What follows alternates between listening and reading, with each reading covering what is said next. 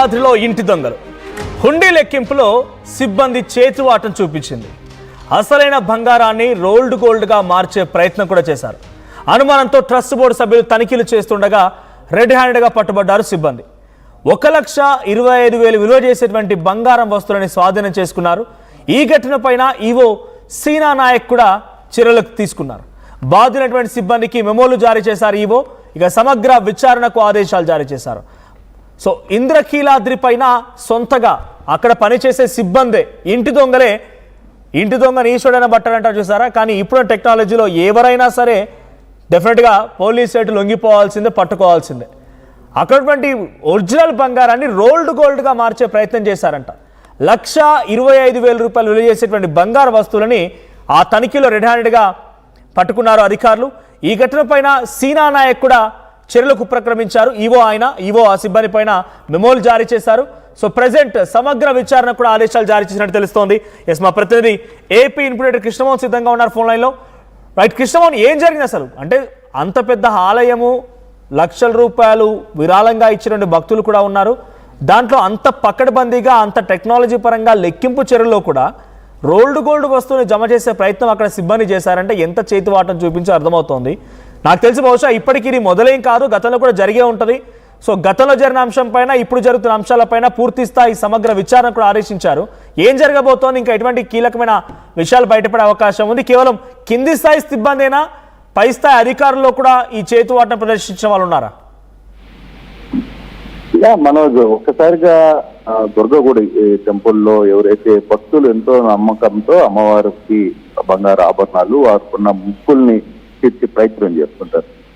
దీన్ని ఆసరాగా తీసుకుని సోమవారం డబ్బులు లెక్కింపులు, లేకపోతే బంగారం లెక్కింపులు ఇవన్నీ జరుగుతున్న సమయంలో కొందరు ఇది నకిలీ బంగారం, ఇది వేస్టేజ్, ఇది పనికిరాదు, ఇవన్నీ పక్కన పెట్టి వీటన్నిటిని కూడా తప్పించేసి వాటితో రోల్డ్ గోల్డ్ నగలు పెట్టే ప్రయత్నం చేస్తున్నారు అనేది చేస్తుండగా రెడ్ హ్యాండెడ్ గా అక్కడున్న బోర్డు సభ్యుల్లో 2 సభ్యులు దాన్ని గుర్తించి ఎస్పీఎఫ్ ని, పోలీసుల్ని పిలిపించి అసలు ఏం జరుగుతుంది దీని మీద చూడండి అంటే అది దాదాపుగా 2 లక్షల రూపాయల విలువైన బంగారం నగల్ని కాజేసే ప్రయత్నం చేశారు.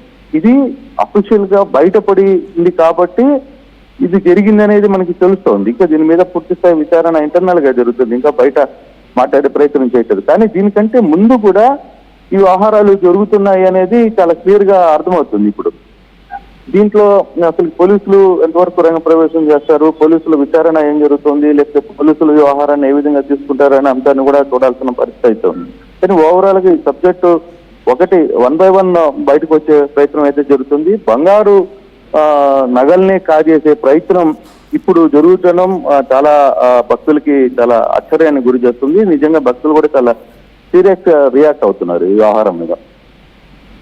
అసలు అమ్మవారికి మేము ఎంతో ప్రేమతో, లేకపోతే భక్తులు చాలా కోరికలు నెరవేరానో, లేకపోతే వాళ్ళకున్న మొక్కులు తెలుసుకునేదానికో వీళ్ళందరూ కూడా దుర్గగుడికి వచ్చి అవసరానికి సంబంధించి వాళ్ళ స్థాయికి ఇచ్చిన వస్తువుల్ని అమ్మవారికి ఉండిలో వేయడం ఇవన్నీ కూడా చేస్తుంటారు. వేస్టేజీ అనే ఒక పేరు మీద వీళ్ళు ఈ వ్యవహారాన్ని నడుపుతున్నారు. ఇది ఈ ఒక్కసారి కాదు, దీనికి సంబంధించి 4గురికి అంతర్గతంగా నోటీసులు ఇచ్చారు. దాని గతంగా ఎంక్వైరీ కూడా జరుగుతుంది. దీనికంటే ముందు ఎన్ని రోజుల నుంచి జరుగుతుంది, ఎంత కాలంగా వ్యవహారాలు జరుగుతున్నాయి అనే అనుమానాలు కూడా ఇప్పుడు వ్యక్తమవుతున్నాయి. అంటే ఇది చాలా కాలంగా జరుగుతోంది. ఇది గడిచిన ఇప్పుడు 1 by 1 దుర్గోడ్లో వివాదాలు 1 by 1 వస్తున్న నేపథ్యంలో కొంత సీరియస్ గా వ్యవహారాన్ని ప్రభుత్వం కూడా తీసుకునే ప్రయత్నం చేస్తుంది. సో ఫర్దర్ గా దీన్ని ఏ విధంగా ట్రీట్మెంట్ తీసుకుంటారు, దీన్ని ఏ విధంగా ముందుకు వెళ్తారో చూడాల్సిన పరిస్థితి అయితే ఉంది.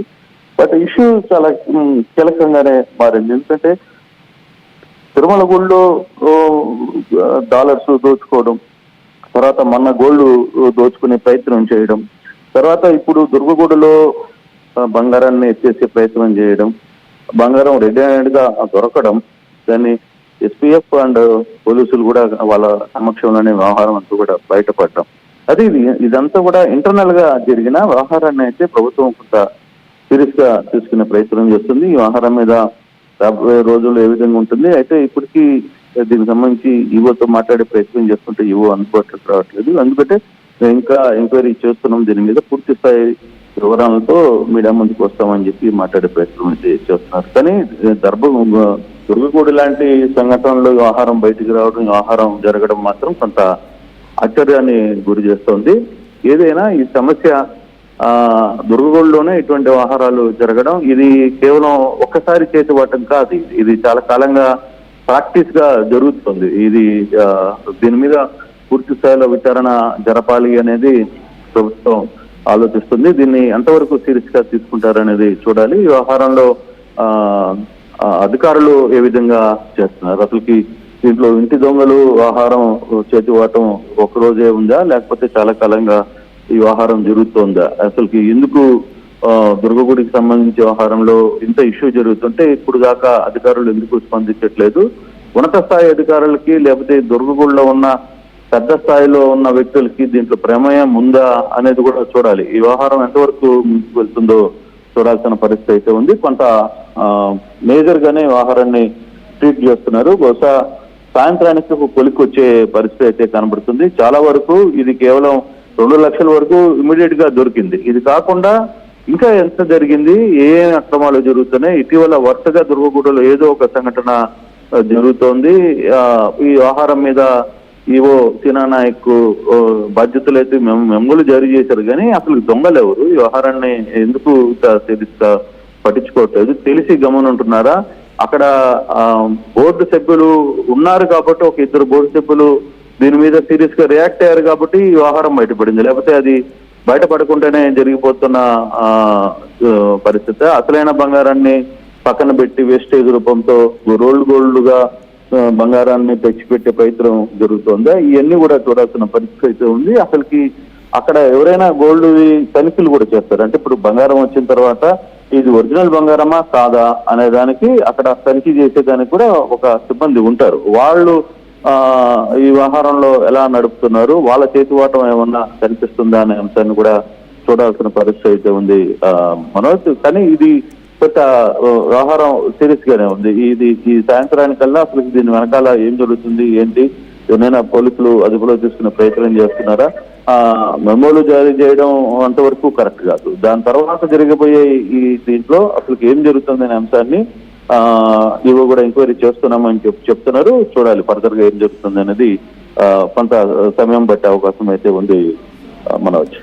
Right, thank you Krishnamohan. So మొత్తంగా ఇంద్రకీలాద్రిలో అక్కడ వచ్చినటువంటి కానుకలను లెక్కించేటువంటి సిబ్బంది రోల్డ్ గోల్డ్ని తీసి అక్కడ నుంచి ఒరిజినల్ గోల్డ్ని అపహరించే ప్రయత్నం చేశారు. సుమారుగా 1,25,000 విలువ చేసినటువంటి వస్తువులని అపహరిస్తుండగా రెడ్ హ్యాండెడ్గా పట్టుకున్నారు అధికారులు. దీనిపైన ఆ స్థానిక ఆలయ ఈవో సీనా నాయకుడు రియాక్ట్ అయ్యారు, వారికి మెమోలను జారీ చేశారు. దీనిపైన ఇప్పుడే కాదు గతంలో కూడా జరిగిందా, అసలు ఎన్నిసార్లు జరిగింది, ఎంత మొత్తంలో సిబ్బంది ఇటువంటి నిర్వాహకానికి పాల్పడ్డారు దానిపైన పూర్తి స్థాయిలో సమగ్ర విచారణ కూడా ఆదేశించారు. సో